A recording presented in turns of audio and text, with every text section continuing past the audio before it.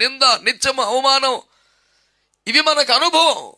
కానీ దేవుడు అంటాడు నిత్యము మేలు కలిగే ఒక ఏర్పాటు ఉందని. ఆ మాట చదువుతున్నప్పుడు అది దేవుని వాక్యం కనుక, మాట్లాడిన దేవుడు కనుక నమ్ముతున్నాం తప్ప వాస్తవంలోకి తొంగి చూస్తే నమ్మలేం. అందుకని పరిస్థితులను చూసేవాడు విశ్వాసం ఎదగలేడు. వాగ్దానాన్ని పట్టుకుని బతికేవాడు విశ్వాసం ఎదుగుతాడు.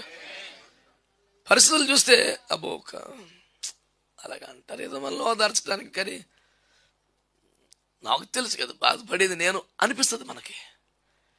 అలాగని ఆడు వైపు చూసామనుకో, ఎవడాడు ఆడు గతాన్ని ఎత్తిపట్టి మనల్ని కృంగదీస్తాడు.